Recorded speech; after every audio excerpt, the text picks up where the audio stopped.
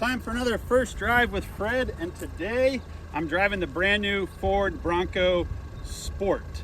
This is the little Bronco. This is the one that came out first. This is not the big one that's competing against the Wrangler. I've had this thing for a week. It's a lot of fun. It is not what you think it is, but it's probably better than what you're expecting. Let's go for a ride.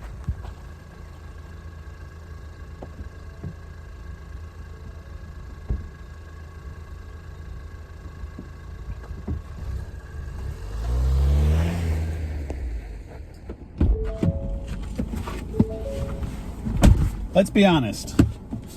People have been asking Ford to bring back the Bronco for a long time, and Ford has finally done it. But this vehicle that I'm in right now is not the Bronco that everybody's been waiting for. This one was kind of a sneaky little sneak by Ford, where they brought out their crossover SUV under the Bronco brand, and they call it the Bronco Sport. So what I'm saying is that Ford is looking at the name Bronco as more than just a single vehicle. It used to be like you would get an early Bronco, or even up through the 80s and early 90s. When you got a Bronco, you got a two-door SUV. That was it. They had different engine options, different trim packages, but there was really just one vehicle with that name. Now, Ford is taking the Bronco name and making a complete brand around it. There's this vehicle, the Bronco Sport, which is a crossover, which means it's like unibody. This is the competitor to Subarus, Jeep Renegades, basically the entry utes. No real low range. It does have four-wheel drive. It does have like a rear locking differential type device. You can shut off the traction control. It's a lot of fun. This is a fun little car. This is not the Bronco that people have been holding their breath for ages. That being said, it's also kind of confusing because what Ford is doing is they have a brand called Bronco, but they also have a vehicle called Bronco. And that vehicle called Bronco is available in both a two-door and a four-door. And that's the vehicle that's hitting markets right now. It has like the removable hardtop, it has an optional soft top, independent front suspension, a couple different EcoBoost engines, a 2.3 and a 2.7, four-cylinder and a V6. Also available with a manual transmission, a 7-speed manual, which is really pretty neat, and a 10-speed automatic.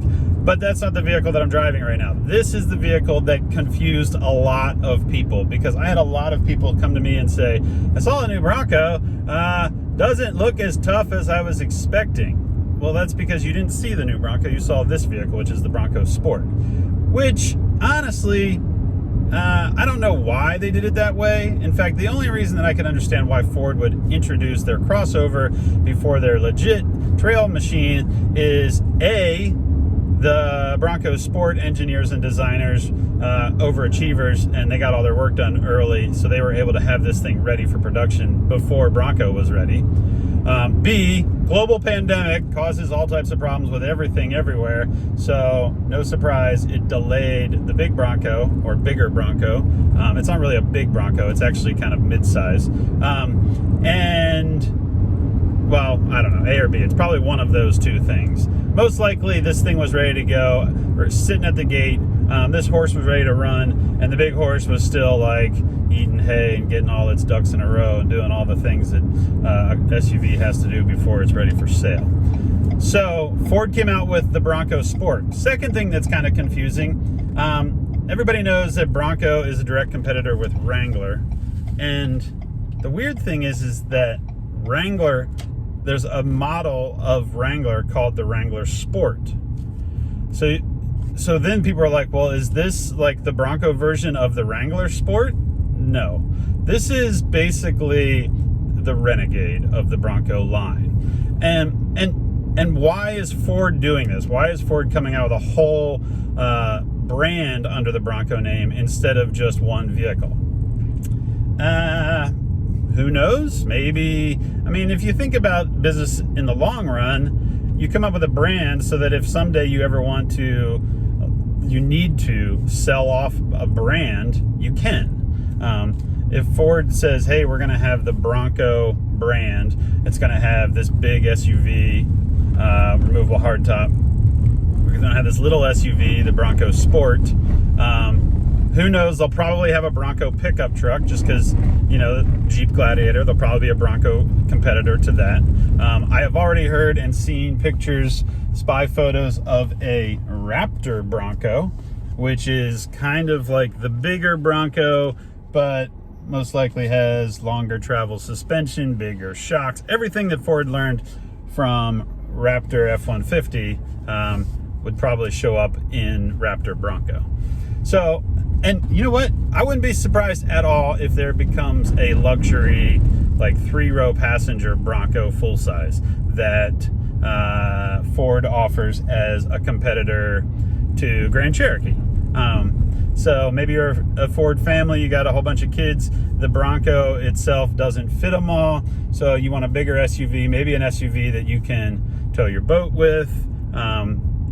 If Ford really goes down the line of a Bronco brand, there will probably be more Broncos than you can shake a stick at, which is great, because anytime there's more stuff like that, especially with like an off-road pedigree, it brings up everybody else in the market. Jeep is already shown up to the party with multiple engine options. Like you used to be able to get a Wrangler with one engine. You either got it with a 3.8 for the first 5 years or the 3.6 for the next 5 years.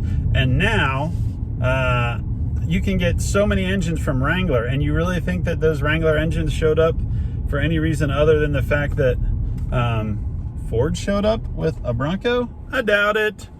So, but the point of the story is that this is the very first thing out the gate, and what is it?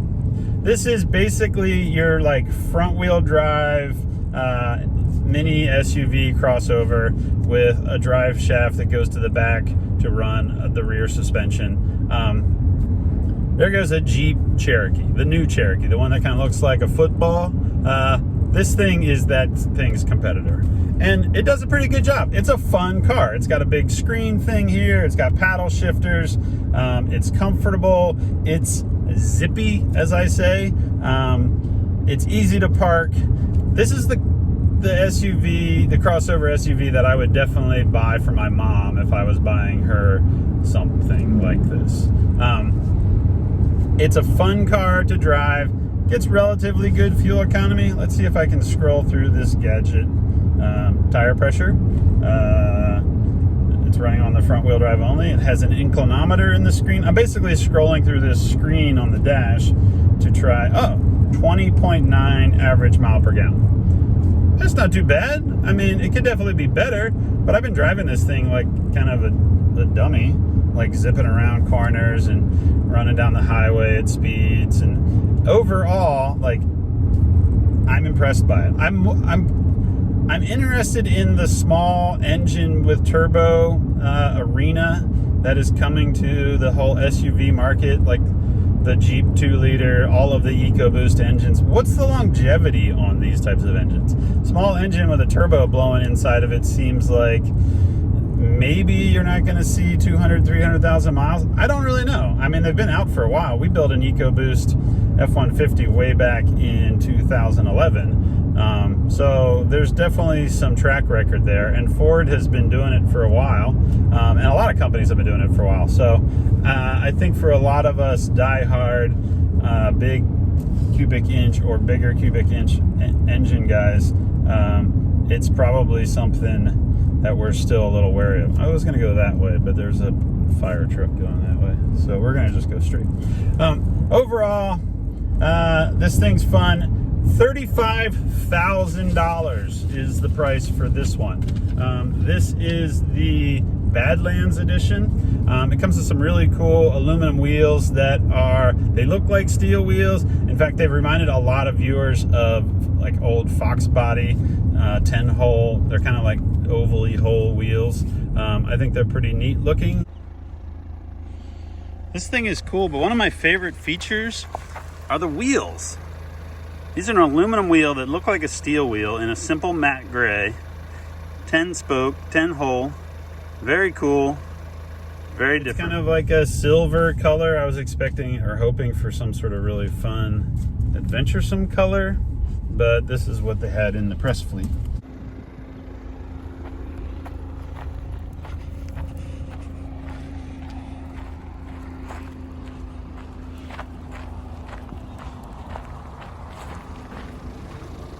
It's very similar looking to kind of a Land Rover, like the old Freelanders. And I know that there was a point there where Ford owned Land Rover, Range Rover, all that stuff. So I wouldn't be surprised if there was a little bit of like crossover in the design department. Under the hood is a 2-liter EcoBoost, but there's also a 1.5-liter option. Goat mode, so it has like the off-road, go over any terrain settings that Ford has been offering. So they have normal, mud and ruts, sand, rock crawl, and there's a sport mode, and there's a slippery road for like snow and rain. I think it's a fun little truck. I don't know that it's for everybody. I know that a lot of the viewers are like, hey, I want a real 4x4 with low range and all that stuff. I get it. This is kind of like, I don't know, the car that you would buy for, like, if you're doing pretty good in life and you need to buy your kid something to go to college and you don't want them to be out bashing through the trails, you might buy them this thing. Fuel efficient. Maybe you're retired and you're like, need kind of a nice simple SUV to get back and forth to the fishing hole. Probably this thing. You want to go four-wheeling? I mean, this will do it. This is not a 4x4 specific vehicle. So does this little thing deserve the Bronco name? I guess that's really the question.